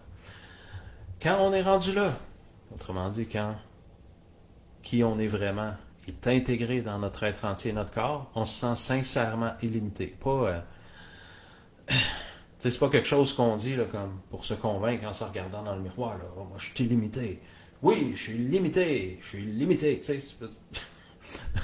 En fait, ça viendrait jamais à quelqu'un de sincèrement illuminé de faire ça devant le miroir, de se convaincre de quelque chose parce que c'est intégré, ils le vivent déjà. Mais aussi, là, je suis en train de nommer ce qui se passe dans la dernière phase, les caractéristiques, si vous voulez, de l'expérience de cette phase-là. Vous savez, vivez constamment que vous êtes un avec tout et tout ce qui existe est aussi imprégné par votre nature véritable. Autrement dit, je sais que je suis un avec tout, puis je sais que tout ce que je regarde, la table à massage, il y en a une dans mon sous-sol, table à massage, le mur, le cartable, le module pour contrôler le calorifère, je sais que tout ça contient aussi la vie avec un V majuscule, Dieu, l'infinité, etc. Puis qu'on est tout un. Autrement dit, tout ça, c'est la même chose dans son essence. Après, son expression dans la réalité physique est unique, parce que chacun des trucs que j'ai nommés, incluant moi-même, on est des expressions uniques de la vie ou de l'infinité. Dans cet état-là, quand c'est intégré, vous êtes complètement authentique et naturel en temps réel, parce que vous vivez chaque instant à partir de votre nature véritable. Comme il n'y a plus la personnalité artificielle, ben c'est juste automatique qu'on est authentique. Parce qu'on ne peut pas être artificiel, parce que la personnalité artificielle n'est plus. Elle a été dissoute. Certains maîtres appellent ça l'état naturel, l'état qui ne contient plus de conditionnement artificiel, donc l'état naturel. Fait que là, c'est pas l'affaire de marcher sur l'eau, puis de, tu sais, là, lever la main, puis guérir les lépreux ou peu importe. C'est juste l'état naturel. Fait que c'est comme être un enfant qui n'aurait jamais été conditionné de toute son existence et qui a toutes les compétences et l'intelligence d'un adulte fonctionnel. Puis pour avoir la partie adulte fonctionnelle, il faut qu'ils vivent l'étape d'intégrer ça dans notre être et dans notre corps. Sinon, il y a certaines personnes qui sont tellement high, entre guillemets, tu sais, l'extase est tellement forte qu'on dirait, certains diraient qu'ils sont flottants ou qu'ils ne sont pas grandés ou pas connectés avec la réalité. Puis ces gens-là ont plus de misère à être fonctionnels dans l'instant présent dans leur vie quotidienne, c'est-à-dire faire des choses concrètes dans la réalité physique. Quand la phase d'intégration est faite, c'est très facile de faire les tâches fonctionnelles dans notre vie. C'est pas un problème. Puis on a quand même accès à tout le reste. Autrement dit, la 9e phase, elle contient tout ce qui a été vécu dans toutes les phases précédentes. Donc, on a accès à l'amour infini, on a accès au silence mental, on a accès à la béatitude, se sentir un avec tout, etc., etc., etc. On a accès à la non-dualité constamment, la perception de la réalité, que je vais appeler directe, parce que si on enlève la dualité, l'interprétation, les jugements, ben, on perçoit en direct la réalité physique en temps réel, ce que certains appellent la non-dualité. Donc, à partir de là, on vit ce que certains maîtres appellent l'état naturel. Puis là, quand on est rendu là, ou quand vous êtes rendu là, vous savez, c'est clair, vous savez que le processus est terminé et complet pour vous, il n'y a aucun doute. C'est pas, l'impression qu'il manque de... il me semble que ça serait mieux que... Il n'y a pas de ça. Quand vous êtes dans un état de liberté ou d'illumination complète et permanente, vous le savez, c'est clair, c'est évident, puis vous savez que c'est terminé. Puis là, la quête est terminée. Qu'est-ce que ça veut dire, la quête est terminée? Ou en français, ça veut dire la recherche incessante d'essayer de s'améliorer, puis de changer notre vie, puis tout ça. C'est comme si c'était la fin du monde, puis qu'on allait mourir si on ne le faisait pas. C'est plus là. La quête est finie. Je suis rendu à destination. On n'est plus intéressé par toutes les histoires d'illumination, puis on vit pleinement notre vie. Pourquoi on n'est plus intéressé par les histoires d'illumination? Parce qu'on le vit. On n'a plus besoin de le désirer. C'est ça notre expérience directe dans la réalité. Parce que habituellement, on désire quelque chose qu'on n'a pas. Mais quand on le vit, ben là, on n'a plus ce désir-là qui nous pousse à faire la recherche incessante de l'illumination. Parce que là, on le vit. Fait, c'est plus quelque chose d'important, on se casse plus la tête avec ça. La quête est terminée. Ce que je viens de dire, ça ne nous empêche pas d'apprendre, de lire, de suivre des formations, mais là, on ne le fait pas à partir d'un état d'urgence ou parce qu'on sent qu'il nous manque quelque chose. On le fait parce qu'on a l'élan véritable de le faire. C'est pas du tout le même moteur puis la même façon de vivre nos apprentissages. Il n'y a plus de sentiment d'urgence dans l'état naturel parce qu'on n'a plus l'impression ou le sentiment qu'on va mourir si on n'obtient pas ce qu'on désire. Tout ça s'est dissous quand la personnalité s'est dissoute. Parce que ça venait avec les conditionnements de la personnalité. Fait que quand la personnalité est dissoute, ben on n'a plus ça. L'impression qu'on va mourir si on n'obtient pas ce qu'on veut. Puis là, faire une petite crise intérieure émotionnelle comme un enfant parce qu'on n'a pas eu ce qu'on veut, là. Ça s'en va quand la personnalité est dissoute. À partir de là, vous allez vivre votre vie unique. Puis comme chacun est une expression unique de la vie, ben vivre l'illumination complète, ça ne veut pas dire que vous allez aller vivre dans une caverne à méditer toute la journée habillé en robe. Vu que chacun de nous est une expression unique de la vie, vous allez suivre vos élans, puis certaines personnes, une fois rendues intégrées dans la liberté complète, vont produire des œuvres artistiques, d'autres vont devenir des scientifiques, d'autres vont être camionneurs, enseignants, musiciens, etc. T'as-tu dit camionneur, Alexandre? Oui, j'ai dit camionneur. En fait, vous allez enfin pouvoir vivre votre vie en étant libéré de vos conditionnements. Vous allez pouvoir enfin exprimer réellement votre être authentique à chaque instant. Puis ça ne demande pas de devenir une célébrité ou ni même de faire un métier respecté. Parce que si tu demandes à un enfant c'est quoi un métier respecté, il ne sait pas, parce qu'il n'a pas encore, il s'est pas fait conditionner à croire tous ces concepts-là. Fait qu'il peut juste être lui-même tout le temps. Puis en suivant vos élans, ben votre vie elle va être créée en temps réel par votre être authentique, par qui vous êtes vraiment. Puis c'est là que vous allez avoir tendance à réaliser vos rêves, Parce que quand vous êtes libre de vos conditionnements, ben, c'est beaucoup plus facile de suivre vos élans en agissant dans la réalité. Quand il n'y a plus de peur, il n'y a plus de doute, il n'y a plus la surmentalisation, la suranalyse avant de passer à l'action pour vous ralentir, ou vous figez pendant des mois ou des années, ben, à partir de là, quand on est libre de tout ça, c'est ça qui fait que nos élans peuvent se concrétiser beaucoup plus rapidement dans la réalité physique. Puis là, si quelqu'un me demandait, ouais, mais Alexandre, ici, maintenant, aujourd'hui, là, c'est pas la réponse que j'aurais dit il y a 10-15 ans, mais si quelqu'un me demandait aujourd'hui, Alexandre, c'est quoi la manière la plus rapide et efficace de réaliser mes rêves? T'sais, donne-moi un conseil. Puis là, ben, je dirais, en riant un peu, vis l'illumination complète. Parce que ça va être beaucoup plus facile de réaliser tes rêves. C'est un petit peu ça. Je dis pas. Là, si je dis ça à quelqu'un qui est à la phase 1 ou 2, ça va pas nécessairement aider. C'est pour ça que je le dis en riant, parce que quand je parle à une personne, ben, j'évalue où est-ce qu'elle est rendue dans son développement, puis je donne des informations appropriées et alignées avec ses besoins. Mais si je pouvais dire n'importe quoi, la réponse que je trouverais la plus honnête et sincère et valide, c'est quoi la façon la plus rapide et efficace de réaliser tes rêves? Ben, vis l'illumination complète. Après, tout va être plus facile, incluant réaliser tes rêves. Fait que ça fait le tour de ma description des phases de l'illumination complète et permanente. Puis là, il y en a qui, là, Isabelle a dit, ben, il n'y a plus de rêve, là.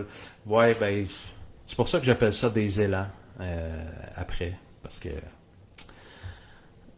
c'est dur d'appeler ça des rêves, c'est pas le même feeling, c'est pas pareil, mais ce qu'on rêvait avant, d'être complètement libre, a tendance à se réaliser après qu'on est complètement libre, même si on veut plus vraiment puis on n'essaye plus. Si je peux l'expliquer, c'est comme ça. Fait que je sais pas si ça fait du sens, là. Il y a eu quelque chose comme 220 commentaires, puis moi, ben, j'étais en train d'expliquer ça, puis je n'étais pas en train de lire, parce que je regardais mes notes une fois de temps en temps. On est rendu, parce que le temps avance quand même, on est rendu à l'intervention. Je vais faire une intervention énergétique pour stimuler, idéalement le plus possible, une expérience d'éveil saine et graduelle dans votre être. Le taux de réussite n'est pas 100%, mais ça marche souvent pour entre 75 et 90% des gens quand je fais ces interventions-là, même quand c'est en ligne, même en rediffusion.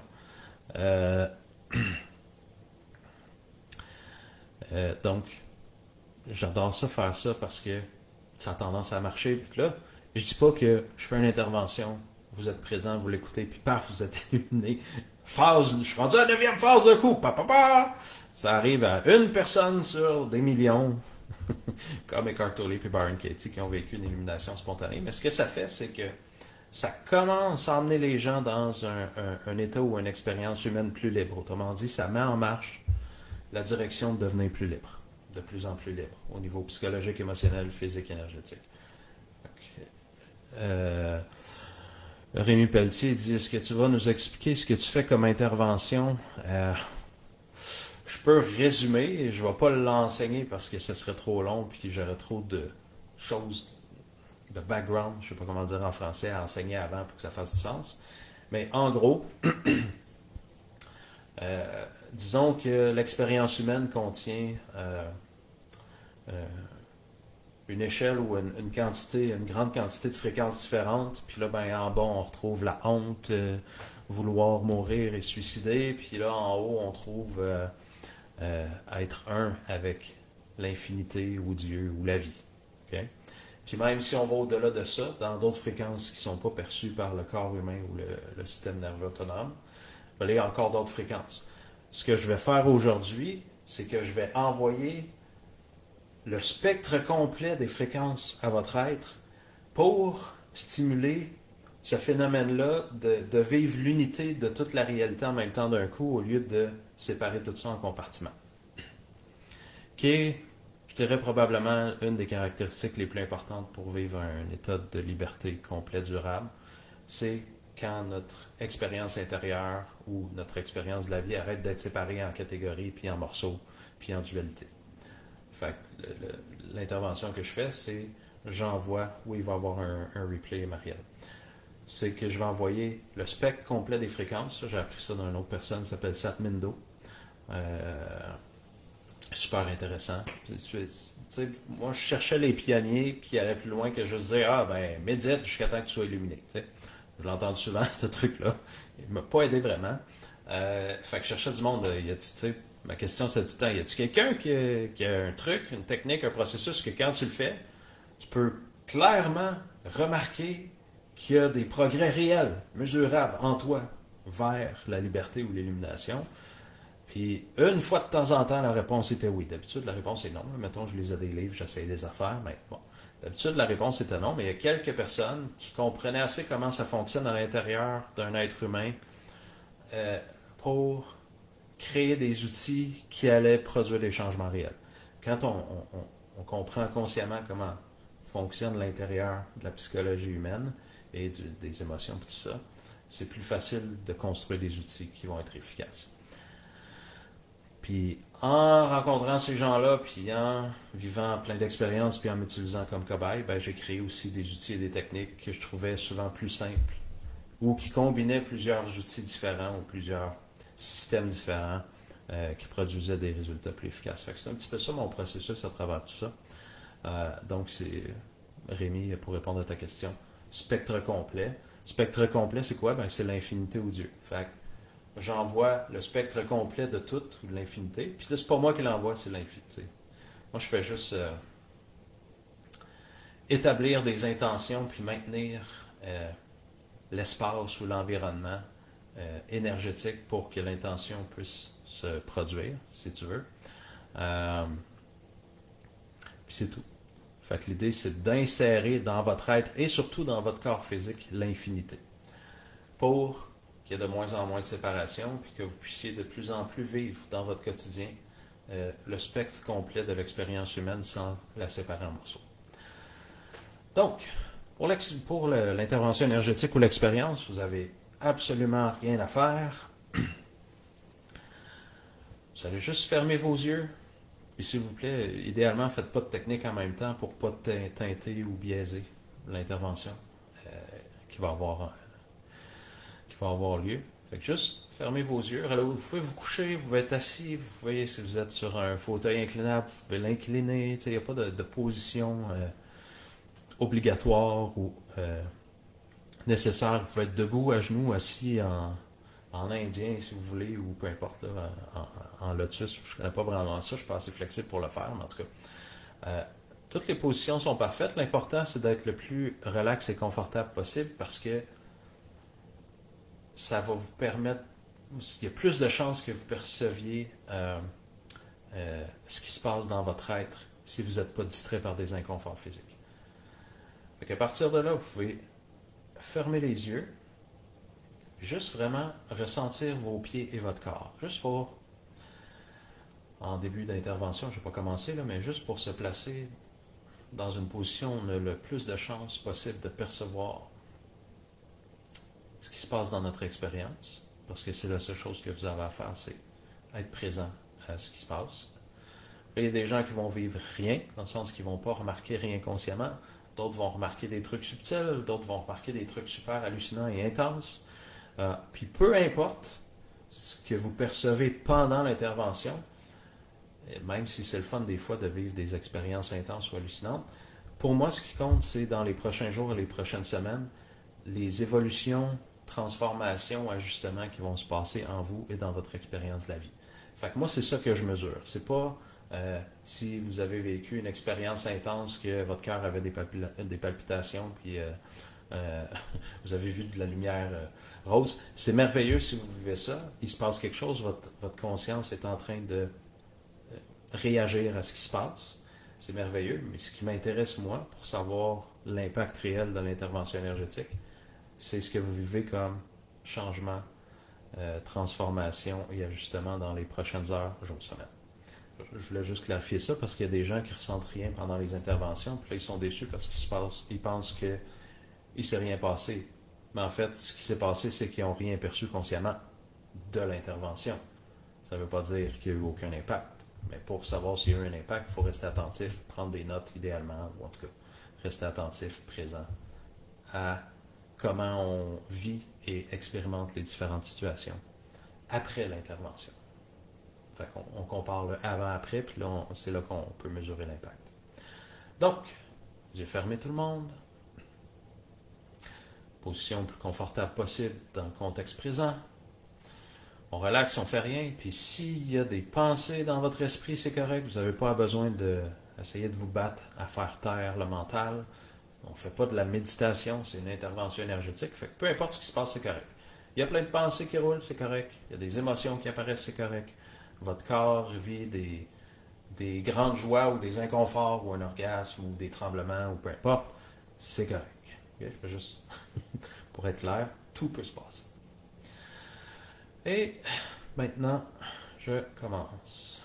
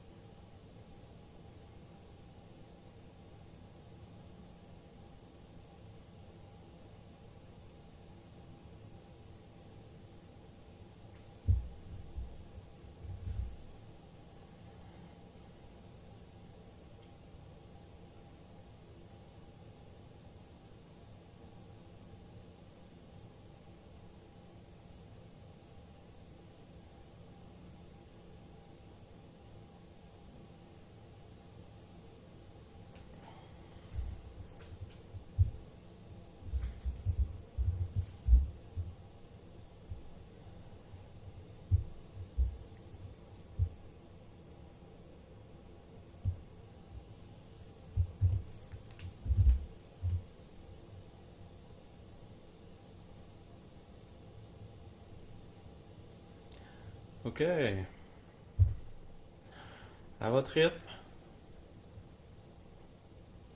Autrement dit, si vous sentez encore que ça travaille, vous pouvez rester comme ça, dans la même position, relaxer, laisser le travail se faire, les yeux fermés. Pour les gens qui sont prêts, vous allez savoir à l'intérieur de vous.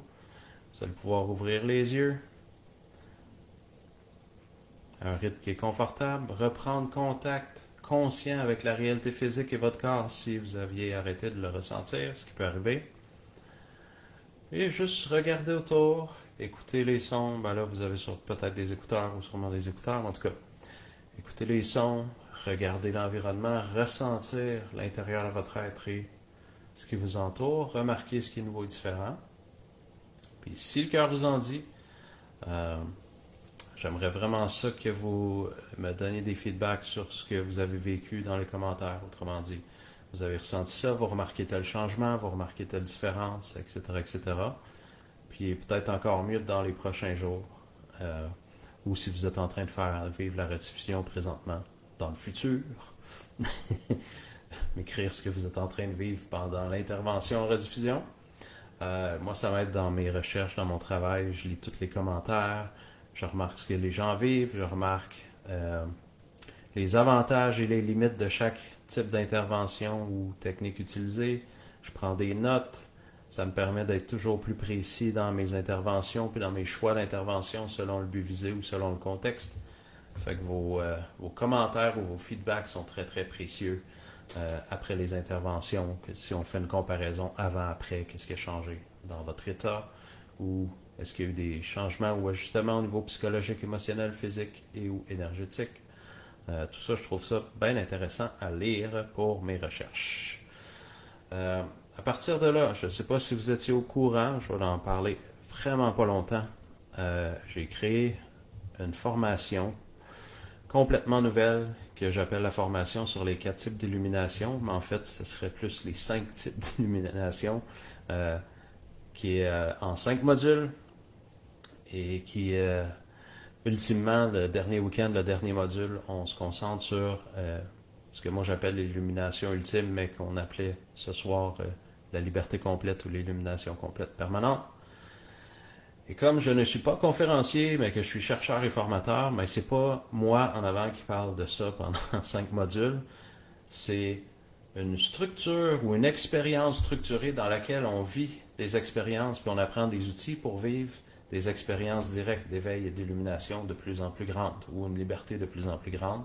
On fait ça ensemble, on pratique les exercices et le but est vraiment de vivre des changements réels et mesurables consciemment. Donc j'en parle parce que la formation arrive déjà dans 9 jours ou si vous voyez la rediffusion, ben, elle commence le 7 septembre. Fait, selon la date que vous visionnez, ben, c'est bientôt ou même déjà commencé. Mais je voulais en parler parce que tout ce que j'ai décrit ce soir, les différentes phases, les différents obstacles, les différents outils, etc., ben, on va les vivre directement dans la formation. C'est ça l'intérêt parce que c'est bien de connaître les phases. Ça permet de nous rendre moins confus, nous démélanger, comme on dirait en québécois. Peut-être qu'on ne dit même pas ça en québécois, mais il y a du monde qui dit ça, parce que je viens de le dire. Fait que c'est génial de savoir ça consciemment, d'avoir une sorte de carte routière. C'est encore mieux de vivre des expériences directes et d'être guidé par quelqu'un qui a fait le chemin consciemment aller-retour pendant 27 ans. Puis moi, en fait, j'ai créé la formation que j'aurais voulu recevoir il y a 20-25 ans.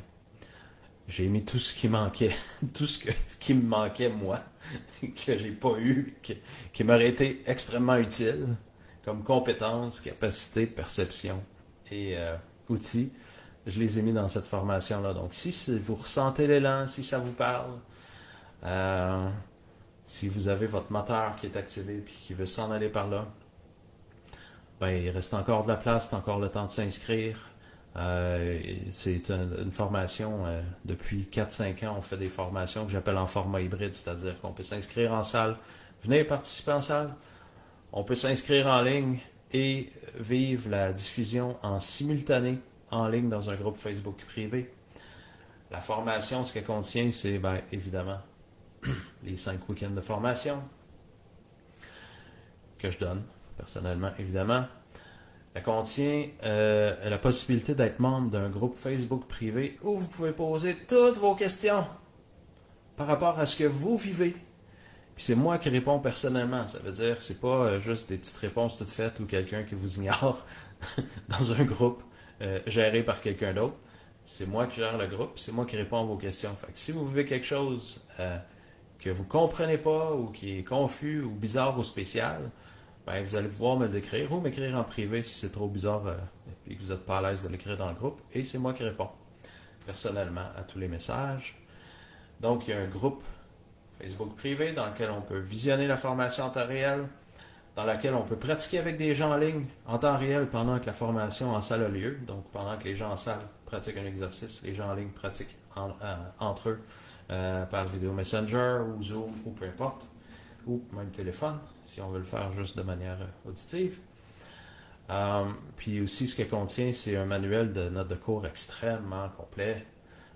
Je sais parce que je suis en train de l'écrire, puis quand j'ai décidé de faire cette formation-là, de la donner enfin, parce que je trouvais que j'avais tous les morceaux du casse-tête parce qu'il m'en manquait avant, puis je n'étais pas satisfait du casse-tête que j'avais entre les mains, en tout cas pas assez pour donner une formation.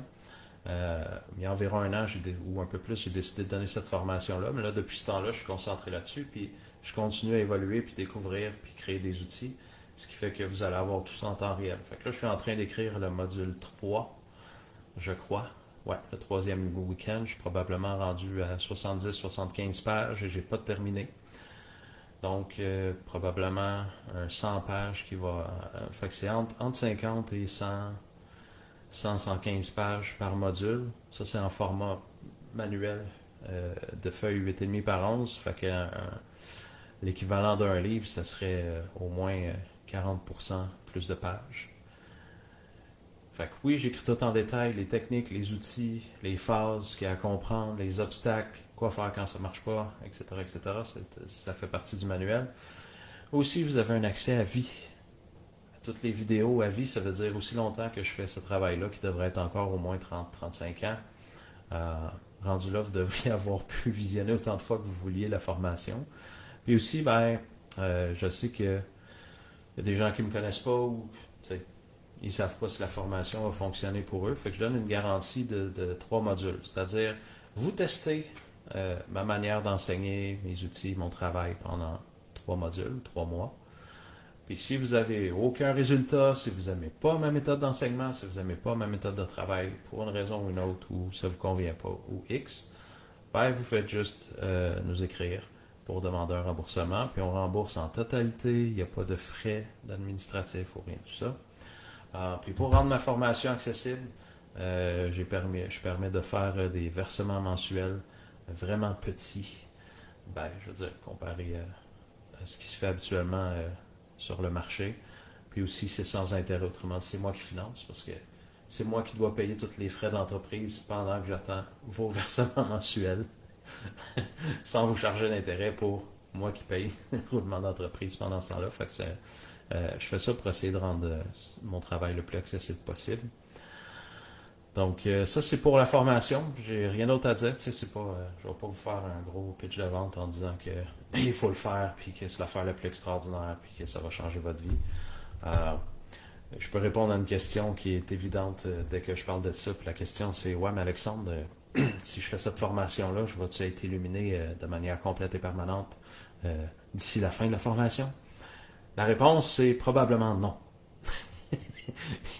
Il y en a que oui, parce qu'il y en a qui ont fait des formations de 2 jours avec moi, puis ils ont basculé directement dans un état d'éveil très élevé de manière permanente. Mais c'est pas la majorité des gens. En fait, ce que vous allez avoir avec cette formation-là, c'est les outils clairement enseignés et appris. Ça veut dire que vous allez les avoir pratiqués et être capable de les utiliser par vous-même dans votre vie quotidienne pour avancer dans les phases d'évolution vers l'illumination ou la liberté complète. Et peu importe ce qui arrive, si vous faites la formation, habituellement, le taux de réussite des techniques, comme j'enseigne une grande variété de techniques, il y en a toujours au moins un pourcentage qui fonctionne pour presque chaque personne. Fait que le taux de réussite des formations est à environ 90 à 95 %, c'est-à-dire 90 à 95 % des participants vivre des changements évidents, mesurables, réels, et une acquisition de compétences, ça veut dire que je suis capable de faire des nouvelles choses que je n'étais pas capable de faire avant la formation. C'est 90 à 95% des gens qui vivent ça. Le pourcentage qui reste qui ne vivent pas ça, ben, on les rembourse à travers la garantie. Moi, je suis super bien avec ça parce que les gens qui n'ont pas vécu de résultats, ben, ils n'ont pas payé pour l'absence de résultats. Puis les gens qui ont vécu des résultats ont payé. Donc, je trouve ça merveilleux comme style de garantie. Fait que j'ai rien d'autre à dire. J'ai mis le lien dans les commentaires. Je ne sais pas où, je vois pas la description du live pendant que je suis en train de faire le live. Fait que je vois pas s'il y a aussi le lien dans le live, mais je vais le mettre après s'il faut. Donc, vous avez juste à cliquer sur le lien. L'adresse, c'est alexandrenado.com/4 illumination avec un S /.